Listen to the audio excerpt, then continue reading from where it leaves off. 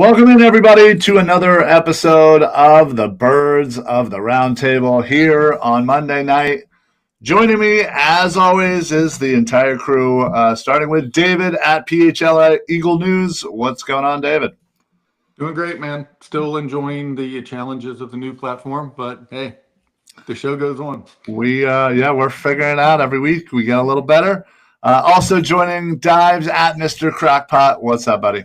What's going on, man? Fun fact, David cannot see me during this show, so this should be a fun one. Well, that was I think that was me last week when everybody was frozen, so I had no idea what any of you guys were doing. So we're getting better. Crowdy, what's up, buddy? And of course, last but not least, Shane at Shane Half NFL. What's good, buddy? What's up, Ryan? I think we're live on YouTube. Krabby says we are. That's great news. I joked to the guys that I've spent more time talking to Riverside support this week than I have my wife. And hopefully we got the intro video. We've got some stuff figured out. It's still a work in progress. I was alerted that the podcast version of our wide receiver rankings, my audio was messed up. Like it was off by like a second. So we were talking over each other part of the time. It only lasted like the first 12 minutes, I guess, until my power went off and I came back on. So if you're listening now and you're like, that was unlistenable, I apologize for that. I can't fix it, but the video on YouTube is correct. So you can go check that out if you want those first few minutes, if it annoyed you that much. Hopefully we won't have any issues this time around. Yeah, certainly. Apologies for the previous, apologies in advance for anything that might happen.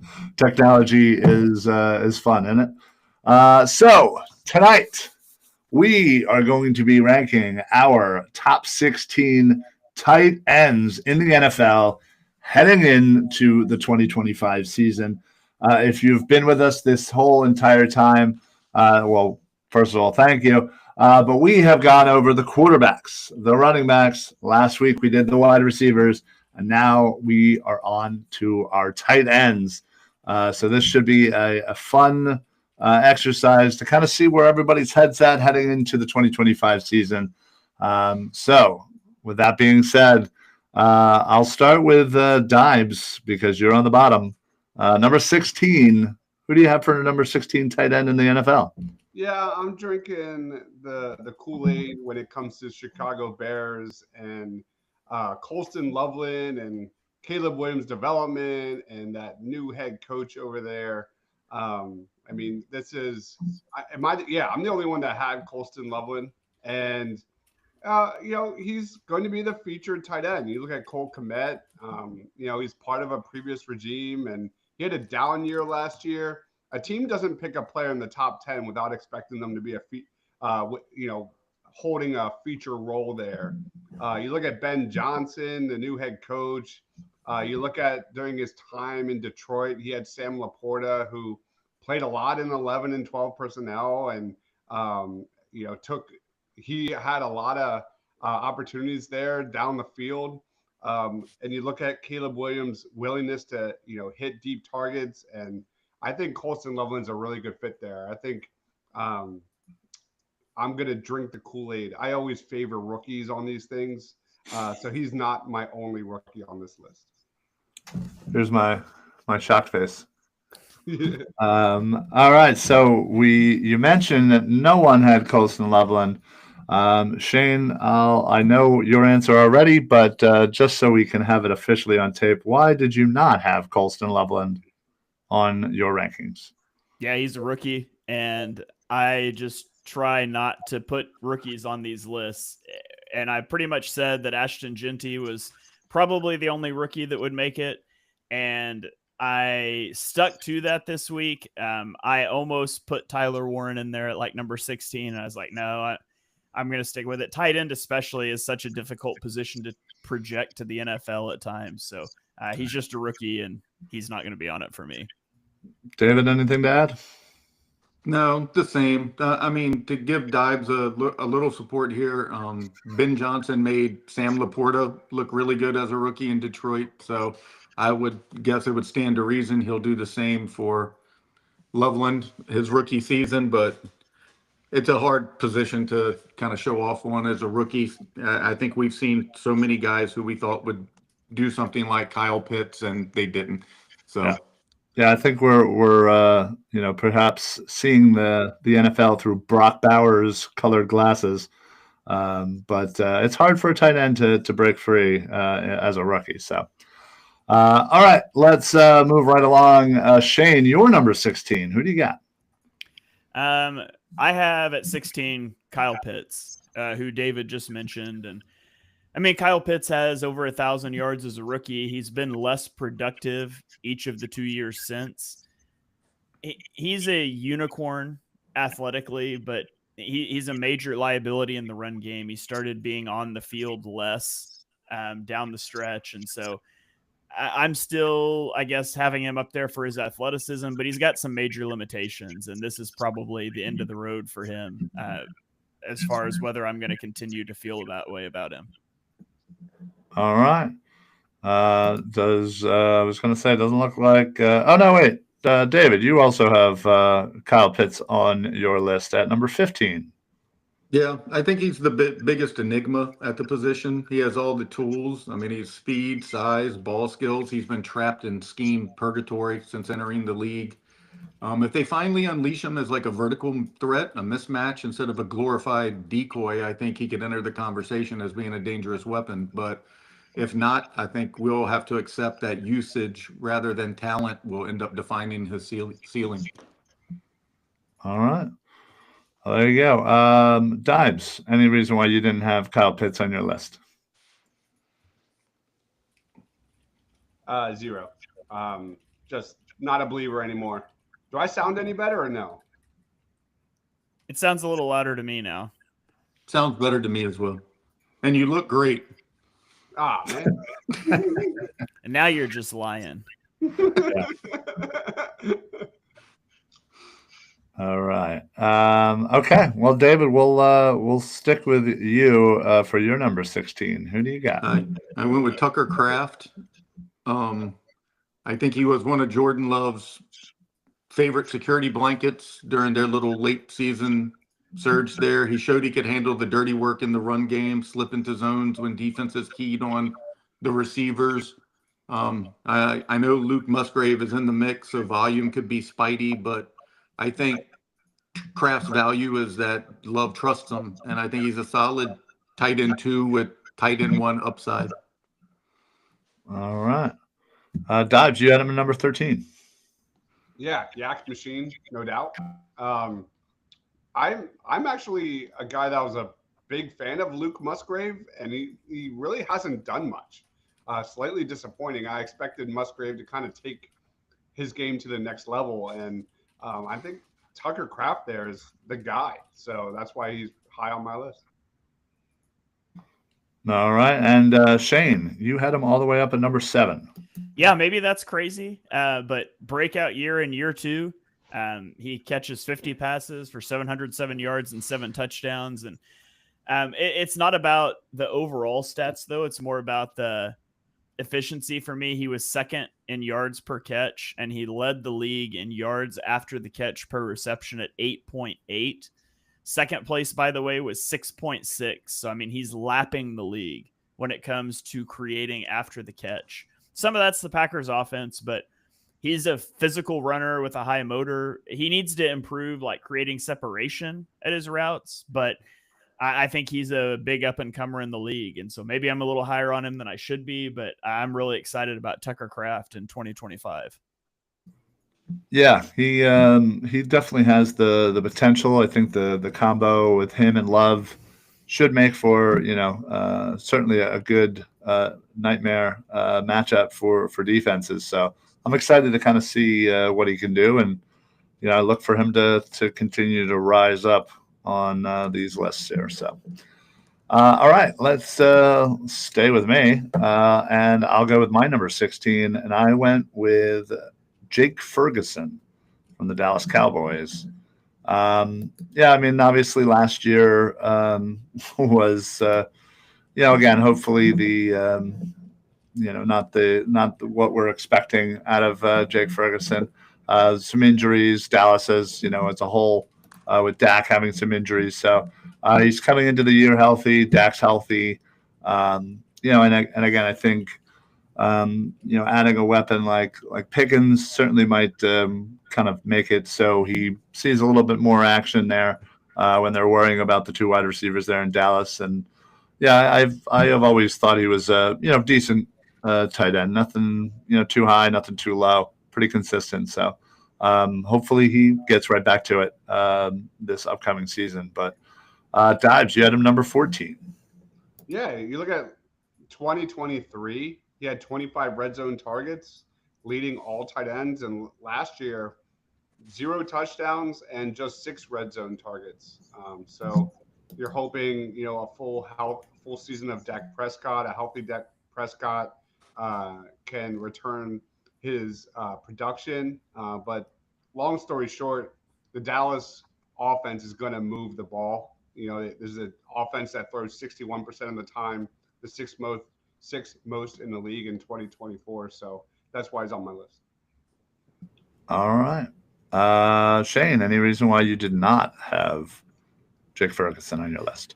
Yeah, he was in that group of tight ends. There was like 4 or 5 guys that I probably could have put at 16, and I just chose Kyle Pitts for the athleticism. But I think he's a solid starting tight end in the league. He was in with a couple of guys that just missed for me. And David? Yeah, same reason. I actually had Tyler Warren 17 and Ferguson 18, so it was just personal preference, I guess. Yeah, I think sometimes in these lists, when you get to that, 14, 15, 16, 17 range, that, there's a very minute difference between, one guy to the next. So, all right, let's go back to Shane. Your number 15. Who do you got? Yeah, I have at number 15, Evan Ingram. And, he missed half of last season with an injury, and he wasn't that good when he was healthy, but it was with the Jags, who have been a bit of a dumpster fire. And it was also a year removed from a monster season. He's got elite athleticism. He is a good route runner with yak ability. His consistency hasn't been great. He's very limited as a blocker. And honestly, like, my 14 through 16 are kind of all the same type guy. Hyper athletic, yak guy who can't really block very well. But, I think Evan Ingram, for what he brings to the tight end position, you can do a lot with it as long as you don't ask him to block much. All right. Okay. David, he had number 14 on your list. Yeah, some of the same reasons Shane said. It's his athleticism. I mean, I think he does more on the field than for the Jaguars and the box score shows. He has the ability to get open underneath, and he's could be one of the few reliable weapons in Jacksonville's offense that's just continually up and down. So I like his upside there. I like his athleticism, and I think he could be a weapon in the passing game. All right. Dives, you had him all the way up at number 9. Yeah, truthfully, I had no idea where to put this dude. Like Shane said, he has potential to be a big-time receiving threat. You look at the Broncos, and I'll be honest, I don't know. This was a team that had the 3rd fewest passes in the league to their tight end room in 2024. Ingram's a big-time upgrade in their tight end room, but I also believe in Bo Nix and those short intermediate passes to get the ball out fast and find Ingram in the middle of the field. There could be something there. So I just put him directly in the middle of my rankings. Yeah, you know what? Honestly, that's kind of maybe why I had him at number 11. He was kind of in the middle with some of these other guys here, and again, I kind of think, hey, again, he's still kind of figuring out Denver, and he has the potential to be a top 10 guy. It's just needs some consistency, and hopefully with Bo Nix another year, and hopefully Ingram will be out there more to kind of provide a little security blanket for him. So, how old is he going into Denver this 31. season? Yeah, what is this, year 9 or something? Something like that, 8 or 9. Yeah, he's been around for a little while, huh? If there's anybody that can figure out how to get the most out of a middle-aged athletic tight end, it's Sean Payton. So. Yeah. Yeah, that's what you're gambling on with him at this point. Yeah. All right, Dives, number 15. Who do you got? I'm gonna go Jonnu Smith. Um, where you guys have him on this list? Did you guys got him on your list? Yeah, you guys did. Okay. Another guy that I wasn't too sure about, so I wanted to keep him on my top 16. You know, he finished the season like gangbusters, caught 79 of 98 targets for 800 plus yards, 8 touchdowns during the final 13 games. You know, he had a lot of targets, fourth among tight ends, 6'3". You know, in that Dolphins offense, you know, they like to get the ball out fast, but now he's with the Steelers. So that's why he's a little bit down on my rankings because, you know, we all know that's a run first offense. And Pat Freiermuth is also there, who I think I'm actually a big fan of his. I think he's underrated. So that's why he's a little bit more down on my list. Gotcha. Shane, you had him at number 11. Yeah, he had his career high in targets, receptions, and yards last season in Miami, and which makes total sense why Miami just got rid of him. But he really came into his own in the second half of the season. He's a really good yak guy he's solid as a blocker. Like, it's not his strength, but he can do it more than a Kyle Pitts and Evan Ingram can. He's not the best route runner. I feel like he relies more on athleticism than anything to separate, but I think he's a nice pickup for the Steelers. I really like, you know, what they'll be able to do out of 12 personnel with him and Pat Freiermuth. Yeah. David, number 10. Yeah, I like him there as well. I mean, he has juice after the catch. He can be moved around the formation. He gives the Steelers a reliable tight end who can attack soft spots. He's kind of a dart throw, but on film, you'll notice like the subtle impact, sealing edges, sometimes leaking out, being exactly where last season Tua needed him, but where quarterbacks you normally need him to be. So, yeah, I think he was a really good get for the Steelers in that deal. Yeah, I had him number 10, and this was certainly prior to the trade. I kept him there just again because he finished so strong. It felt like the last 4 or 5 weeks he was, you know, guaranteed, you know, to score a touchdown there. So, yeah, he certainly impressed me the last half of the season, and I look, you know, forward to him kind of being that guy for, you know, for Rodgers there to, you know, when DK kind of disappears like he sometimes does. You know, Jonnu should be a nice, reliable target, hopefully. So, all righty, let's stay with me for my number 15. I had Isaiah Likely. You know, this is a guy that you know, again, has kind of been in the shadow of Mark Andrews. But, you know, it shows that, you know, Baltimore likes to run two tight ends. And, you know, obviously Andrews has kind of been, you know, in and out of the lineup with injuries. And, you know, Isaiah Likely has certainly shined when given the opportunity as well, not just kind of in a secondary tight end role. So, yeah, I'm looking for him to continue his, you know, breakout from, you know, last year. And, yeah, I just like to see what this guy can do with, you know, some more time on the field. So, all right, Shane, you had him all the way up at number 8. Yeah, he's really hard for me to place. He started the year awesome, and then he fell off as Mark Andrews got more healthy. And I think he is a good route runner. He's not a very good blocker. He was 5th in yards after the catch per reception, whereas Mark Andrews was 31st. So he creates more for you than Andrews does. He's never had like a full big season though. And it's a bit of a tight end by committee thing. And I mean, well, I'll spoil my ranking, but I have Mark Andrews at number 9. And I think both of those guys are tough to place because maybe neither one of them is great. And Lamar is just really good with tight ends. I know Mark kind of thinks that way. I had a really hard time placing these guys, so I just placed them right next to each other at 8 and 9. Gotcha. David, you had him in number 9. Yeah, I think he's one of the best insurance policies at the position in the NFL. He stepped in seamlessly when Andrews went down late last year. He flashes fluid athleticism, soft hands, which is a big reason he was a draft sleeper out of Coastal Carolina. I think he's more than just a fill-in guy. I think he's a playmaker in his own right. Baltimore would be wise, in my opinion, to keep Likely and heavily involved in the 12 personnel formation. And I wouldn't be surprised if he ends up second on the team in red zone targets. I really like him a lot. Yeah, absolutely. Dimes, why do you hate Isaiah Likely? I just don't. I'm not drinking the Kool-Aid on him yet. He's young. He's got major upside. I just think Mark Andrews is a more traditional tight end with that style of offense. I think he's just a better fit. And I have Mark Andrews pretty high on my list, I believe. So yeah. All right. Let's go with Shane, your number 14. Yeah, my number 14 is David Njoku. And a terrible year last season, but in a terrible situation in Cleveland. He's an elite athlete and yak guy, just like Evan Ingram and Kyle Pitts. I do think he's a better blocker than either of those. He's okay as a blocker.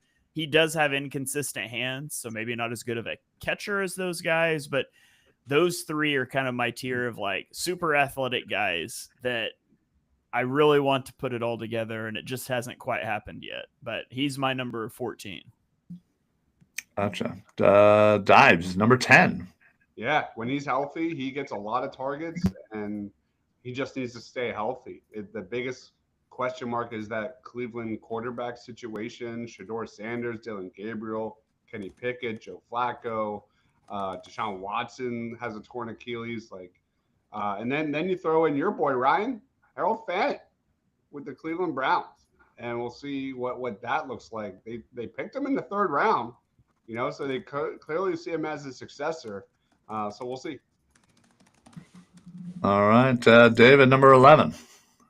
Yeah, I mean, pretty much the same reasons. He was one of their more consistent pass catchers during all the chaos down the stretch of their season last year. I mean, he's a matchup nightmare with some athleticism, honestly. I mean, the talent is there, but the production needs to catch up, or he probably won't be on the list next season. Yeah. I know he's got a contract, that's ending soon there in Cleveland. So this is certainly hopefully for him, kind of an audition to the rest of the league that he can be consistent. And, I think when he is on, he is one of the better tight ends in this league, but that consistency just needs to kind of, show up day in and day out more times than not. So, all right, I'm going to stay with myself here and go with my number 13? My number 13 is Dalton Schultz from the Houston Texans. I think this guy is a really nice, consistent target, for CJ Stroud. Obviously, there are some, nice wide receivers there, Nico Collins, etc. But yeah, Schultz just is kind of a guy that, is more, certainly can be a really good blocker, but can kind of get the first downs, get the tough yards. And I think when you see CJ struggling to kind of find the Nico Collins of the world down the field, he seems to go to Schultz and rely on him to kind of maybe get himself out of it. So just that fact alone, I like the fact that he's that for CJ Stroud. So that's why I had him at number 13. Shane, you also had him at 13.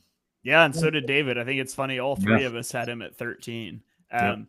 Somebody mentioned earlier the disparity on Tucker Kraft. I think it's equally fascinating when we all have a guy in the teens in the exact same spot, because we don't talk about these before the show. But Dalton Schultz is really sure-handed. He only has 20 drops in 7 years in the NFL, but he doesn't generate a lot after the catch. He's near the bottom of the league in yards per route run last season.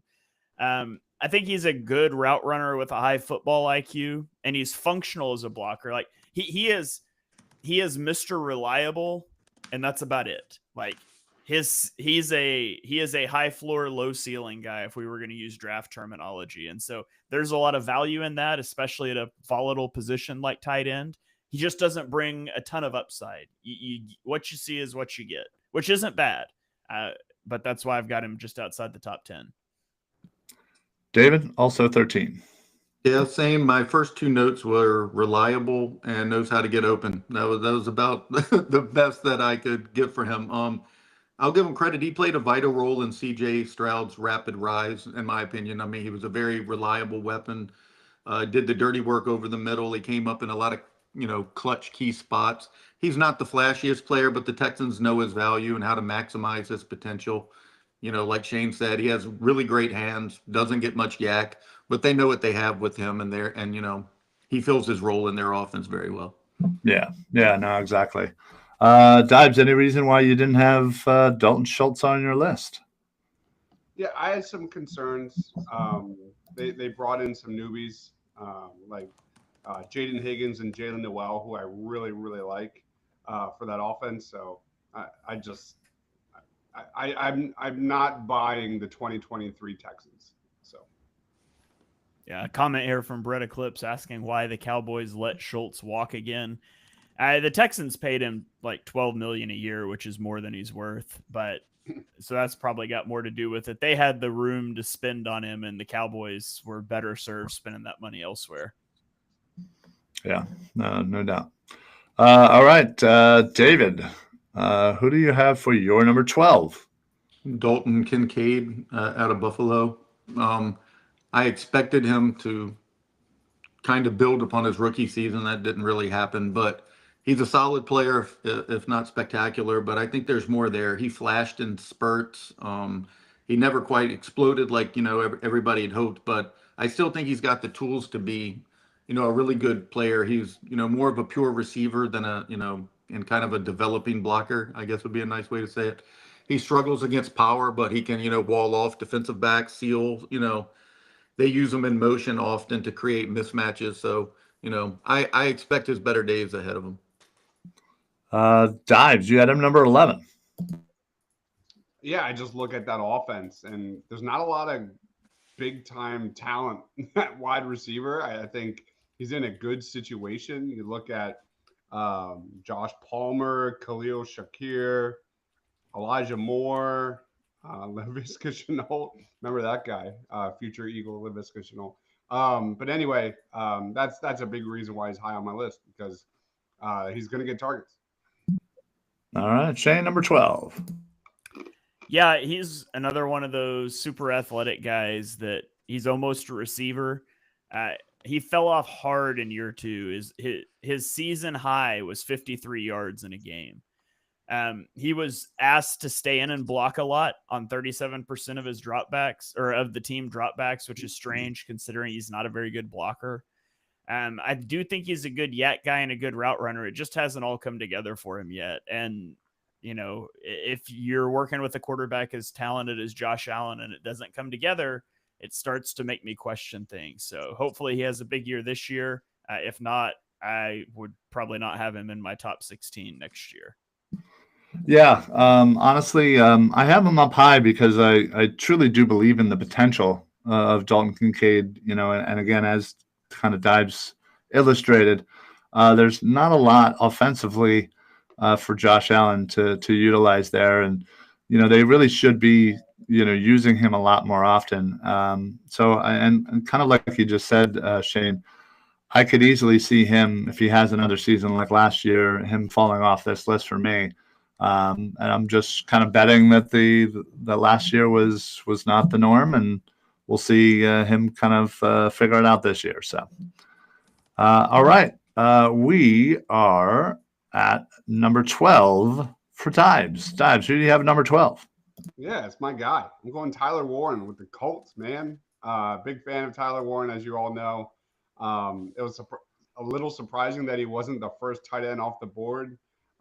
Going 14 overall to the Colts. Colston Loveland going 4 spots before that.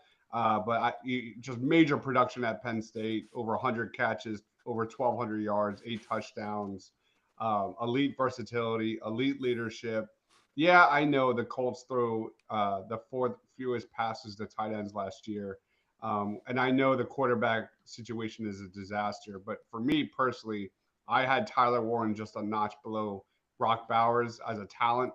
And I just think this guy will be a reliable security blanket for whatever quarterback wins that job, whether that be Anthony Richardson or Daniel Jones. word out of camp is he's getting a ton of targets, high usage. The Colts would be absolute idiots if they don't run their offense through Tyler Warren, but that probably happens. They probably don't do that. So I think Tyler Warren's a stud, and that's why he's my number 12. All right. I'm pretty sure everybody here can rinse and repeat for the Colston Loveland comments, but also probably for the quarterback situation comments. I'm sure it's not something that is too high on our list of things that make us want to put Tyler Warren on this list. So unless anybody has anything to add, I'll roll on. All right. Just the rookie thing. Yeah, just rookies. All right, number 10. We're jumping the gun here, but Shane, who do you have for number 10? Yeah, Travis Kelce is my number 10. He's as elite as you can be for a long time, but he just seems to be slowing down. His yards per catch and touchdowns last year were career lows. Now, fortunately, he is the type of player that can age well. I mean, he's super savvy with a knack for, finding the holes in zone coverage. He's not like a ridiculous athlete that's going to lose that step, but I felt like watching him last year, it was the beginning of the end, and I really couldn't justify putting him a lot higher based off of what we saw last season. All right, Dives, number 8. Same thing, man. It's just Father Time, I think, is slowly catching up, and we've seen his lowest marks pretty steadily here, and I think Xavier Worthy is going to get more targets. And there's some other names to watch there on that offense. So I think, we'll just steadily see the decline of Travis Kelce. I think he's going to still be impactful, of course, with Patrick Mahomes, but not to the level we saw, a few years ago. Yeah. Listen, I had him still number 6. Obviously, I still believe he can be, a really good tight end in this league. Obviously the first sign of the decline is usually the greatest, but I don't expect him to take as steep of a drop off as he did from 2 years to last year. But you're right. I mean, it obviously the end is near. So it's kind of why I still put him there at number 6. Thinking, he wouldn't surprise me if that's where he ended the year but it also wouldn't be surprised if he started slipping a little bit. David, number 4. Yeah, if this was a dynasty league or something like that, I obviously would have him much lower, but this is just for 2025. Has he lost a step? Yes. Does it really matter? I don't know. In a down year, he still posted 97 catches. That's kind of incredible. It tells you how dominant he's been, that's his worst. In my opinion, he still remains Mahomes' most trusted option. Add in another probable Super Bowl run, the opportunity for him to set a whole lot of career milestones. And I just think his place in tight end royalty is kind of cemented, and I still think he's top 5 until somebody proves it otherwise. All right, there you go. Shane, let's go back to you for your number 9. Yeah, I mentioned him earlier, but I've got Mark Andrews at number 9. And he's also really tough to place. He's been productive for a long time, but his injury in 2023 opened the door for Isaiah Likely, who was good while he was out and then has eaten into his target since he came back.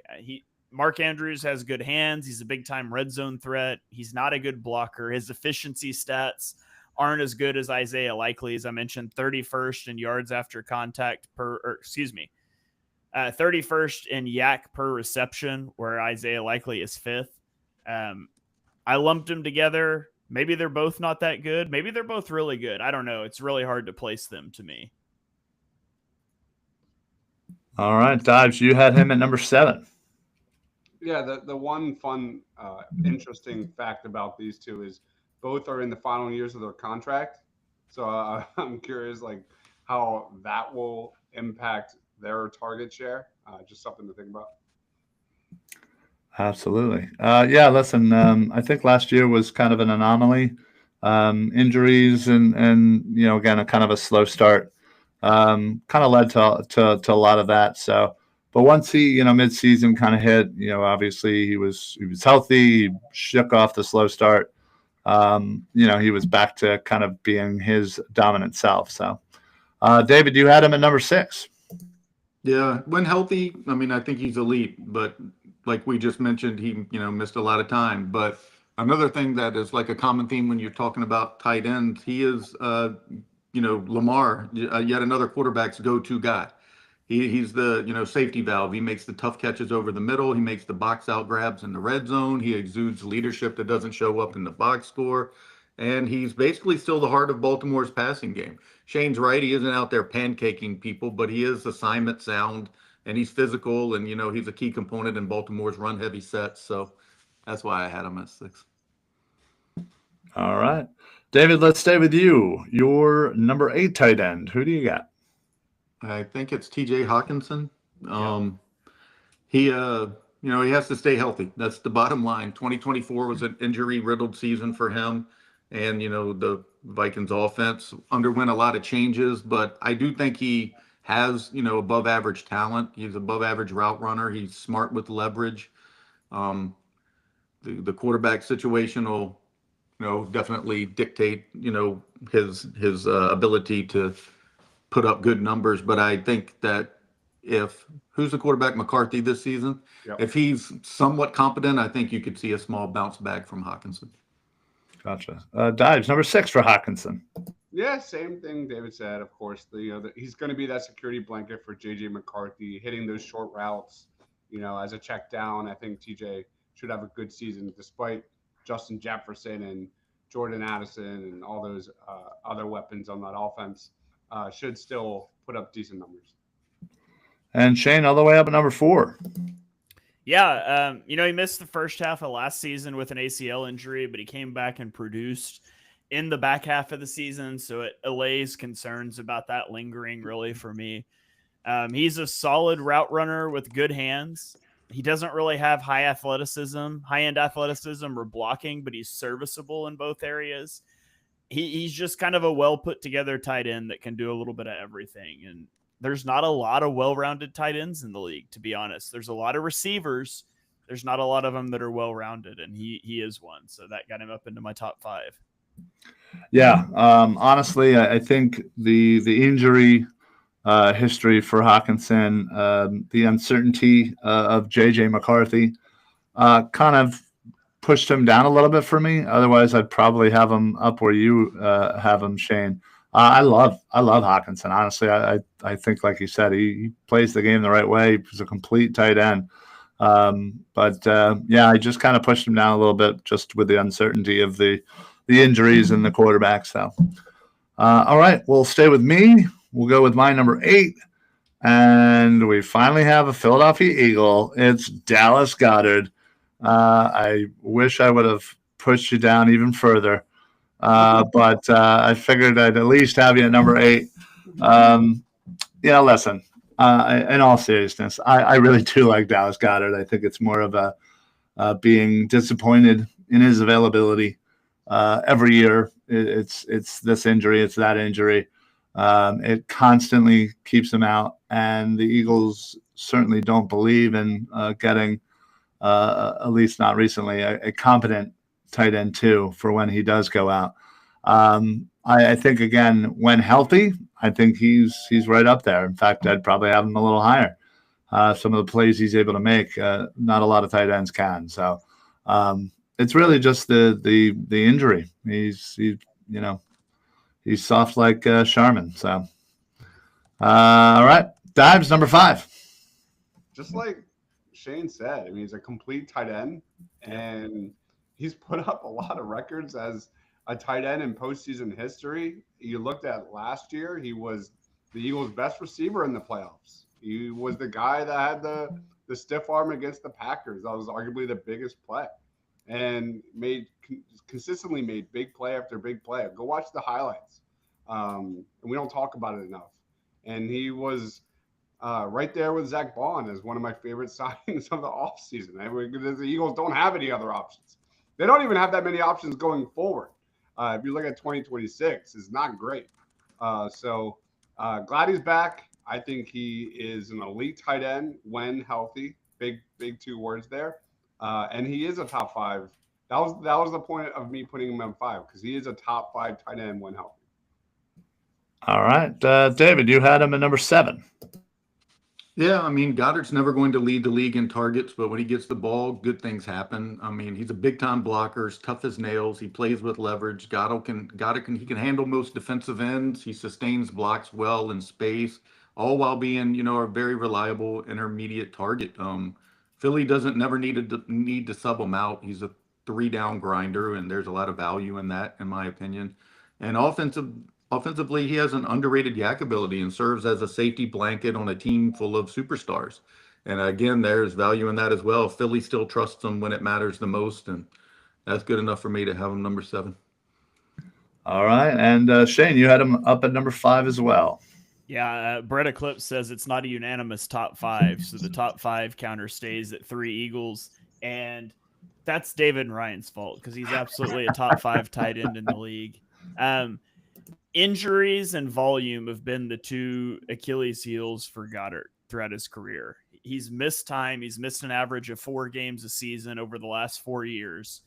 And he's in a run-heavy offense that also has A.J. Brown and Devontae Smith, and so volume's always been an issue. But he is one of the best run-blocking tight ends on this list.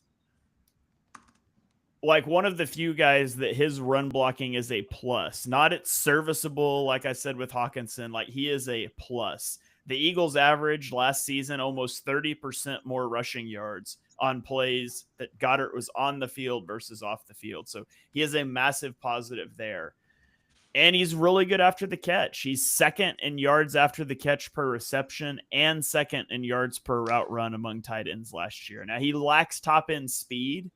That's the only thing missing, that and the health to make him like the complete package, like, the guys we're going to get to here in a minute. But Dallas Goedert's awesome. If he could stay healthy and he was in an offense that funneled through him, people would think a lot more highly of him. I'm fairly certain. You look at Hurts's improvement against the blitz last year, and Goddard's a big piece of that. All right. Having a route that wasn't 4 verticals was a big piece of that too. That also helped. All right, Shane, we'll stick with you for your number 6 tight end. Who do you got? Yeah, at number 6, I've got Trey McBride. He's the security blanket for Kyler Murray. Was targeted a league high 27.5% of his routes last season. And despite all of those targets, he was really effective. 3rd in yards per route run. He could be a better blocker. He falls on the athletic tight end, not the blocking tight end end of the spectrum. And that's the sliding scale with these guys. But he's a good player, and he's going to continue to put up a lot of numbers because he is one of the best options in that offense, and he's on the same wavelength with Kyler once you get into scramble drill. All right. Dimes, you had Trey McBride on number 2. I think the biggest question I have, and I had him on my top 16, is wide receiver Marvin Harrison Jr. and how many targets he takes away from Trey McBride in 2025, especially in the red zone. As a red zone weapon, McBride was, interesting. So that's my question. All right. Yeah. I get that. But yeah, Trey McBride, again, is only been in this league a short, time, and he's already shown that, he's one of the better tight ends in this league. Him and, Marvin and Kyler, that could be a nice, combo for the next couple of years, because Kyler doesn't need to necessarily do much. Just get the ball to one of those 2 guys, and McBride is certainly improving year in and year out so far in this league. And I just think he is going to get even better. David, your thoughts? Yeah, McBride does everything except score touchdowns. I mean, he had 111 catches, 1,146 yards. Kyler Murphy's safety valve and main weapon last season, but the red zone work just didn't follow for some reason. Still, he's proven to be one of the league's best route runners from the tight end position.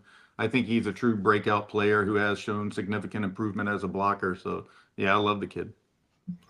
All right, David, we'll stick with you. Here, before we do that, yes. comment here from Brett Eclipse. If anybody asks how good Dallas Goedert is at getting yards after the catch, just show them that Packers clip of him stiff arming a defender for 10 yards worth of space straight. That's so much fun watching him stiff arm guys. I'm pretty sure that's how he's had 2 of his injuries too, is stiff arming guys and getting drugged down on that arm. But it's a blessing and a curse, I guess. So, all right. Yeah. Go ahead, David. You're number 5. Yeah, you're number 5, bud. I have Sam Laporta, who is the opposite of Trey. He is a touchdown machine. Laporta wasn't quite as dominant between the 20s, last year, but his nose for the end zone hasn't faded. He got 17 touchdowns in 2 seasons. He remains a mismatch nightmare. He's young, physical, improving. He doesn't necessarily dominate the trenches, but he doesn't need to be subbed out in key situations, what's been valuable for him. He's a rising star at the blue-collar edge, man. I really like him a lot, too. Yeah, he's just fun to watch, honestly. He certainly had a few games where he kind of disappeared a little bit last year, but I think that was more of just matchups and scheme. But for the most part, Laporta is, like you said, a touchdown machine. Finds his way in the red zone consistently, and doesn't seem like anybody's able to really stop him. So I look for him to continue that in this upcoming season. So. Shane, you had him number 3. Yeah, he had a fantastic rookie year, and then he did have a production drop off in 2024, but it was due to a decrease in opportunities, not a decrease in effectiveness. He's got impressive burst. He's a good yak guy. He's a solid blocker. He's kind of the whole package. And so if he had done it for a few more years, he might be a little higher for me, but I couldn't put him above either of the other guys I have left. All right, Dives, number 4 for Laporta. Yeah, he's awesome. And the biggest question mark, with that amount of talent on that offense, Amon-Ra St. Brown, and you can go on and on, the loss of Ben Johnson and enter John Morton and what that Lions offense is going to look like in 2025 is a bit of a question mark. All right. Dives, we'll stick with you and your number 3 tight end. Who do you got? I got George Kittle. George Kittle for me. He's one of 3 tight ends to get over 1,100 receiving yards last year. He had 8 touchdowns, tied for second most at the position. This dude just doesn't show signs of slowing down. He's 31 years old, still one of the top tight ends, top 3 tight ends for me. This is his second consecutive year of over 1,000 yards. 4th time hitting that threshold in 8 seasons. Doesn't get the volume other tight ends get, but elite efficiency. And I think the departure of Deebo Samuel is a good thing. If you're a George Kittle fantasy football owner, I think that's going to be more targets for him.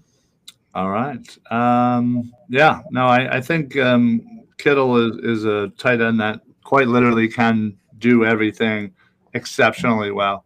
Amazing blocker, is not afraid to get dirty. Again, can catch anything thrown to him. His catch radius is crazy for a tight end, and yeah, he has yak for days. So he certainly makes Purdy look a lot better than he is, that's for sure. But yeah, I have to have him at number 2 spot. David, you had him up at number 1. Yeah, to me, he's still the gold standard at the position. I mean, he's a tone setter, a true 6th offensive lineman who can erase edge rushers, seal lanes in the run game, and, play later. He can torch a linebacker 30 yards down the field. Blocking wise, he's in a league of his own, in my opinion. He dominates, without needing a high volume. Last year was just another masterclass at the position, in my opinion. 1,100 yards, 8 touchdowns, all pro blocking. I mean, he's just a complete player. And Shane, you also had him number 1. Yeah, he's led all tight ends in yards per route run since he entered the league. He is an elite blocker as well.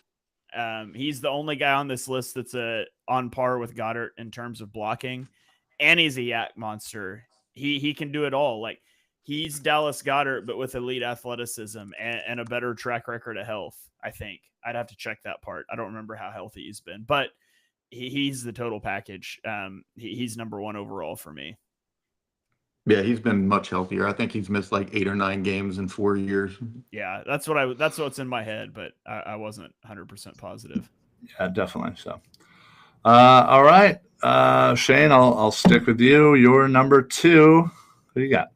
Yeah, I've got Brock Bowers at number 2, and I flirted with the idea of putting him number 1, and I ultimately didn't because of Kittle's. Sounds stupid, but it's my thing. Because of Kittle's blocking ability. Oh, if you can't block, you're a slot receiver, not a tight end, and Kittle is so good at that.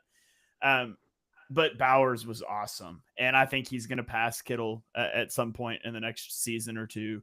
It was only 1 year, but he was awesome while catching passes from Gardner Minshew, Aiden O'Connell, and Desmond Ridder. He led the league in targets, receptions, and receiving yards from the position, was targeted on 26% of his routes with 2.02 yards per route run, which was 4th among tight ends, which means he was highly effective with incredible volume. Total package, he's awesome. I can't wait to see the offense they're going to cook up with him and Geno and Ashton Genty this year. Yeah, no, yeah, and the reason why I had him number 1 is, again, I think, heading into this season, and not that I'm saying that Kittle is on the decline by any means. He's certainly consistent. I just think that Bowers, we've only just, seen the tip of the iceberg of what he's capable of doing. And I fully expect him to continue to, reinvent what it means to be a tight end, especially receiving wise. And, obviously the blocking prowess will continue to come, but I just figured I'd have him number 1. Dibes, your thoughts on him number 1 as well? Yeah, he's terrific. He's the best tight end in football, and in my opinion, I think he only had 16 red zone targets last year. And the story is Geno Smith and what that's going to do for him getting more touchdowns. I think he only had 5 last year. And the Raiders were 4-13. So Geno Smith, Brock Bowers, of course, Ashton Genty. That should be the driving force of that offense. And Bowers just is a beast. I saw it coming out of Georgia. We all saw it. And he is that good. David, number 2. Yeah, it took 0 time for Bowers to become a problem for the rest of the league. I mean, his rookie numbers were eye-popping, 112 catches, almost 1,200 yards, 5 touchdowns, and he did all of that while learning on the fly in a rebuilding offense. The one question mark is, his profile, and his blocking. He's willing and he gives effort, but he is a little undersized. He's kind of more of a space guy right now, but he's extremely coachable, high football IQ. He's only going to improve. And, I think 2025 is his official launch party. And when we're doing this 12 months from now, he's probably number 1 on this list. Gotcha. Yeah, Brett Eclipse chimes in. Poor Brock Bowers and Puka Nacua having generation rookie seasons at their position, only to lose Offensive Rookie of the Year to a quarterback having a generational season in back-to-back years. Yeah, that's that's always rough. But hey, just shows kind of shows you how the league is going right now with some of these young players, which is great to see. I don't think we could necessarily have said that in certain years where you just didn't have that type of a season from rookies. And hell, 20, 30 years ago, the rule was it always took you 3 years to figure out how to play in the NFL. So now it's instant. So, well, there you have it, folks. Check out our top 16 tight ends. Let us know what you guys think, who you have, where did we go wrong, and especially Dibes, what did he do wrong? Now, but seriously, if you like our series, please go check out. We did quarterbacks, running backs, wide receivers, and now tight ends. Next week we will be doing offensive tackles, so stay tuned for that. That should be an interesting one. As I gotta admit, it's not always at least these positions are positions you see and you can see the stat lines, and tackle it's a little tougher, especially if you're not watching a lot of games. So, but stay tuned for that for next week. We will be back Monday once again. So stay tuned for that. I guess we'll pop out of here. David, do you have anything to add? Any comments? What are you working on? Tell the people what's up. I released a piece for the Philly Sports Network today about being an Eagles fan, about how it's often painful, recently euphoric, but it's a litmus test, not one you study for. Unfortunately, it's one that you've had to live through to see. But check it out. You either bleed green or you don't, and there's no other way around it. But go check it out. It has a lot of good moments and a lot of questions and stuff about being an Eagles fan over the past few years. Yeah, I checked that out earlier today, David, and oh, thank you. I got to tell you, yeah. Every box I was check. Yep, that's me. So yeah, it is a fun read, though. It's a little painful, some portions, but yeah, it's fun. So, all right, Dives, your turn, buddy. What do you got? 2 weeks till players, almost 2 weeks till players report. I just need it. just these 2 weeks gotta go fast. That's it. All right, Shane, what else? Yeah, we're gonna have to step on it. We might have to start doing 2 positions a week or something. I don't know if we're gonna get done. We'll figure that out. But thank you guys for chugging along with us. Thanks to those of you that have pointed out some of the video and audio issues we've encountered since the switch. So appreciate you guys. We'll have it all straightened out as quickly as we can. Like I said, been working with Riverside a lot. But be sure you're following the Eagles Pinpool Network wherever you get your podcasts. We're on YouTube. Follow all of these guys on Twitter. All great follows, and football's going to be here before you know it, and we'll have you guys ready for the regular season. Yeah, absolutely. Like you said, we also have a Twitter, Eagles Pinpool, and of course Birds of the Roundtable. So go find those as well. But we're also on Twitch. We're also on Facebook. So go check that out. Give us support. Share it. Send it to your friends. All that fun stuff. So, all right. Well, that is going to be it for us tonight for the Birds of the Roundtable. Like I said, next week we are still here Monday at 8 o'clock. We'll be doing our top 16 offensive tackles. So stay tuned for that. And check out all the previous episodes for our top 16 previous positions. So for everyone here, for the Birds of the Roundtable, for the Eagles Pinpool, have a great night, everybody, and go Birds.